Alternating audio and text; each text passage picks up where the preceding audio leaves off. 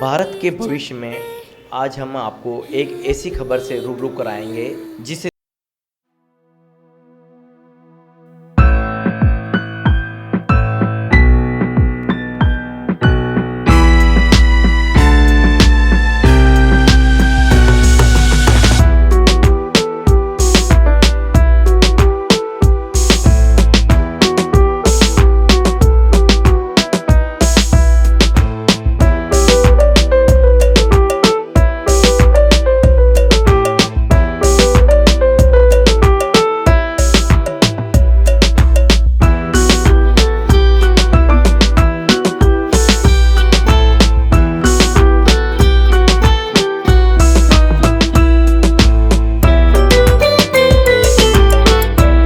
Kilometre दूर जयसमंद इलाके में इन दिनों शिक्षा के लिए बच्चे ज़िंदगी और मौत से सफ़र करते देखे जा रहे हैं।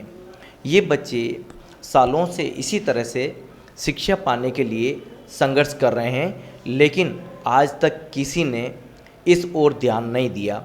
दरअसल हम आज़ादी का स्वतंत्रता दिवस मनाने जा रहे हैं, लेकिन आज भी हमारे एजुकेशन सिस्टम के लिए ये तस्वीरें बेहद ही शर्मनाक हैं। बेकसूर बच्चों को इस तरह से ज़िंदगी और मौत से सफ़र करते देखकर हम सबको सोचना ज़रूरी हो जाता है, लेकिन सबसे बड़ी बात आज तक इनको इंसाफ नहीं मिल पाया है।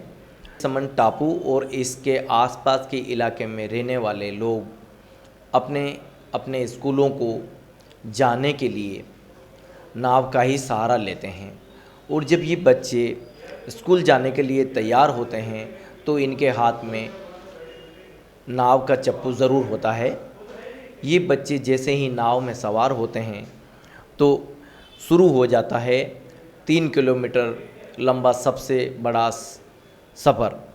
इस सफ़र में कई बार इन बच्चों की नाव पानी के भंवर में फंस जाती है, तो कई बार जंग लगी नावों में पानी तक भर जाता है। हम आपको इस खबर को इसलिए भी दिखा रहे हैं ताकि हमारी शिक्षा के इस सिस्टम में सुधार हो सकें और भारत का भविष्य सुधर सकें। जयसमंद इलाके में रहने वाले ये बच्चे सालों से संघर्ष करते रहे हैं, लेकिन आज तक कोई प्रशासनिक अमला और न ही कोई राजनेता इन तक पहुंचकर इनके समस्या को सुन नहीं पाया है। सबसे बड़ी समस्या इन बच्चों के लिए सर्दी, गर्मी और बरसात में रहती है। ये बच्चे बरसात के दिनों में इसी तरह से रोज़ाना स्कूल के लिए रवाना होते हैं, और इनके अध्यापकों को भी इनकी चिंता हर पल सताती है। यदि प्रशासन निश्चित रूप से रोड मैप से हमारे भटवाड़ा और बाबा मंगरा को जोड़ता है तो निश्चित रूप से बच्चे और ज़्यादा अच्छे लाभान्वित हो सकते हैं, या फिर बच्चों के लिए वहाँ कोई शिक्षण संस्था का अच्छा स्वरूप तैयार करे ताकि उनको वह सारे लाभ मिल सकें। अब हम आपको 2 तस्वीरें बताते हैं। दोनों ही तस्वीरें बयां हैं। पहली तस्वीर 5 अगस्त 2016 की है, जिसमें ये बच्चे अपने हाथों में चप्पू चलाते हुए नाव को आगे बढ़ाते दिखाई देते हैं। वहीं दूसरी तस्वीर 2 अगस्त 2019 की है। दोनों ही तस्वीरों में हालात एक जैसे हैं, कुछ भी नहीं बदला है। जंग लगी नावें और वही सारा दृश्य। यही कहना चाहता हूँ, जो बच्चे हैं जो कठिन परिस्थितियों में भी यहाँ पढ़ाई के लिए आते हैं, इसलिए मैं उनके जज्बे को सैल्यूट करता हूँ। बस थोड़ा सा कुछ बदला है तो इन बच्चों का जज्बा और इन बच्चों के जज्बे के चलते ही इनका स्कूल जाना तो आज तक जारी है। अब सबसे बड़ी बात कि आज तक यहाँ कोई भी राजनेता इनकी खबर लेने नहीं पहुँचा है, और ऐसे में जो हालात हैं वैसे के वैसे बने हुए हैं। जयसमंद के जो स्कूली बच्चों की जो समस्या है, मैं सुबह ही आया हूँ पार्लियामेंट से, और मैं स्वयं भी कल सुबह जा रहा हूँ। जहाँ तक बच्चों के लाइफ जैकेट का सवाल है, लाइफ जैकेट और नाव हम लोग उपलब्ध कराएंगे।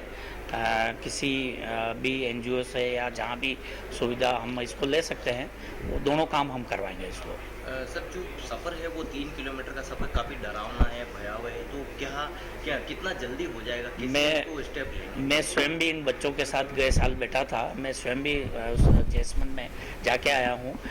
चूँकि वो वहाँ के रहने वाले हैं, वहीं के पैदाइशी है, रिस्क तो है, उसके लिए अपन उनके लाइफ जैकेट की व्यवस्था करेंगे। बाकी तो उनके लाइफ ही उसी में है, इसलिए उसी डरावना उनके लिए लाइफ जैकेट की व्यवस्था अपन करेंगे। हाँ, वो नाव भी नई उपलब्ध करवाएंगे उनको।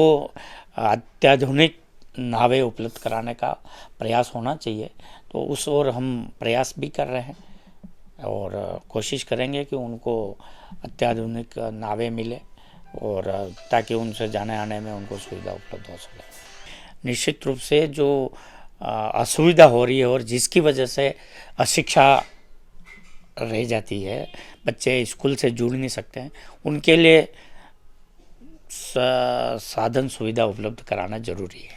हमने सांसद अर्जुन मीना से भी बात की। अर्जुन मीना ने दावा तो कई बार किया है, लेकिन दूसरे कार्यकाल की शुरुआत के करीब 60 दिन बीत जाने के बाद भी अर्जुन मीना मात्र सिर्फ एक बार इस स्कूल का दौरा करने पहुंचे थे। 2016 में अर्जुन मीना वहां पहुंचे थे तो उन्हें इस मंजर से रूबरू होना पड़ा। बटवाड़ा से आते और बहुत डर लगता है। हमारे पापा ने बनाई और बहुत हालत ख़राब हो रही है और नाव में पानी आता है, कभी डूब जाएंगे हम। हमारा रास्ता सही है, 3 किलोमीटर लगता है, 1 घंटा लगता है हमें आने जाने से। रोज़ आते हैं, आने जाने नाव में करते हैं। हमारे को वहाँ से रोज़ समस्या लगती है कि हमारा बच्चा किधर जा रहा है, कैसे आ रहा है पढ़ने जा रहा है। हवा तूफान आ जाए तो बीच में फंस जाते हैं बेचारे, आधा घंटा वहाँ पे लेट हो जाए, किनारों पे निकल जाते हैं। एक बार ऐसा हादसा हुआ, दो 3-4 बच्चे वो साइड में तैर के निकले, फिर उधर वो हमारे सड़क की कोई सुविधा नहीं हुई। सबको बताया, स्कूल वालों क्या कहते हैं, इसको मंत्री को सबको उनको रिपोर्ट वीवर सब दे रखी है। हमारी इतनी समस्या तो कोई हमारी कोई छोड़ नहीं दे रहा है। हमारा मकसद इस खबर को दिखाने का नहीं है, बल्कि हमारा मकसद ये है कि हम शिक्षा के सिस्टम में सुधार हो सके, इन बच्चों को सड़क मार्ग उपलब्ध हो सकें, ताकि ये बच्चे ज़िंदगी और मौत से जो इस तरह से स्कूल जाने के लिए सफ़र करते हैं उससे इनको मुक्ति मिल सके।